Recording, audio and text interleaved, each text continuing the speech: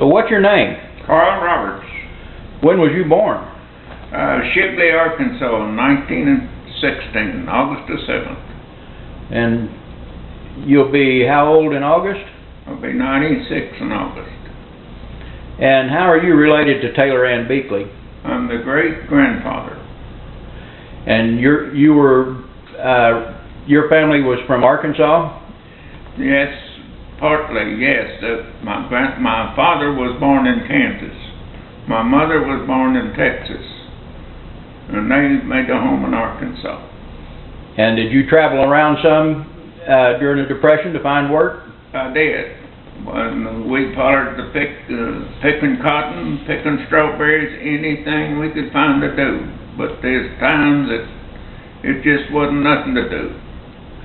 The freight trains are loaded with transient people going hunting work, and they just don't work to be had. Did you hop any freight trains yourself? I rode the freight train myself, yes. I bummed a few meals myself, yes. And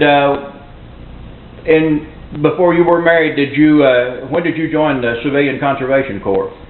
In 1935, I believe. And how long did you stay in that? I stayed 3 years in the CC camp. Where all did you go, and what kind of work did you do? They went down in Thornburg, Arkansas the first. Then I went to California, Salinas, California, Camp 4. I went from there to Pierce, Idaho. I went from Pierce, Idaho to Hope, Arkansas, and I was discharged at Hope, Arkansas. And at that time, there still wasn't a lot of work available. It was WPA. They brought in a relief program, and you work on for relief. It was they called it WPA and everything else. They worked on roads, and I worked on the WPA in my father's place. My father was old. He was 50 years old when I was born, and I worked on the WPA in his place. And then after that, what did you do? Where did you go? We went to the cotton patch in 1940 in Memphis, Texas. They had a draft. And Roosevelt said everybody had to register from 18 to 38. And I registered in Memphis, Texas. I know that they was going to draft me because I had no dependents. And I enlisted in the horse cavalry at Fort Riley, Kansas on December the 4th, 1940. I was in the Army a year before the war was declared in the horse cavalry. Then they made the 8th Armored Division. And we was a cadre forming outfit and a replacement at Fort Knox, Kentucky. So way up, I guess it was maybe 1943, I believe, and we went overseas in 1944 with the skeleton cadre. We made replacements, trained replacements at Fort Knox, Kentucky for units overseas, as well as foreign other armored division cadres. Then we went overseas. We taken all of our equipment with us. We left Camp Kilmer, New Jersey, and it taken us 2 weeks to get across to Southampton, England. German sub was in the area, and we had to go so many miles one way, and then they'd change direction. It had taken us 2 weeks to get there. We got our equipment and got it all cleaned up, and we went across the English Channel one night on LST barges, and we hit La Havre, France, unloaded at La Havre, France.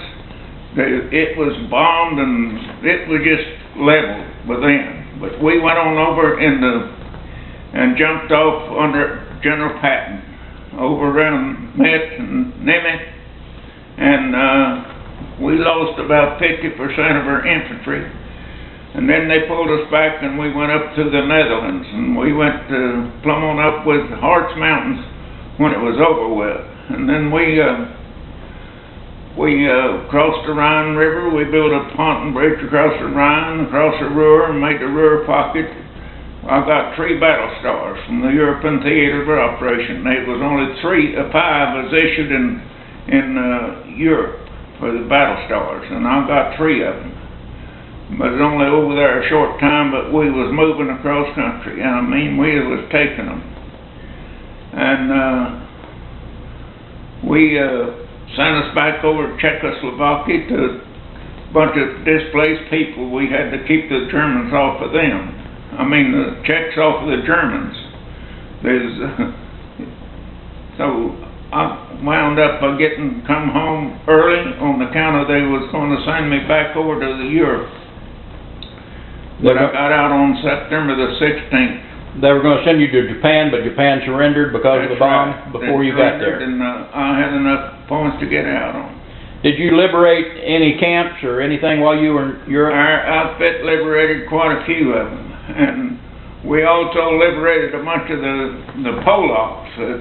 Poland had taken Poland, and they made them work on the German farms around there. And we liberated a lot of them that wasn't in a concentration camp. They had them as slaves. And then when were you discharged? September the 16th, 1945. And you returned to Arkansas. And I was in Arkansas when I got the discharge. You were married at that time? I was married at that time. I was married in October the 3rd, 1940, and the war was declared in December in 41. I mean, 1941, and the war was declared in the next December. So you remember a lot of the stuff that happened, the old history that we read about, like the Lindbergh and and the Hindenburg and stuff like that. You remember the news? It's kind of hard to come up in the horse and buggy days to explain it to this generation that's never done nothing but run computers. It's hard to explain it. I can't explain it to you. It just they wouldn't understand it if you tell it.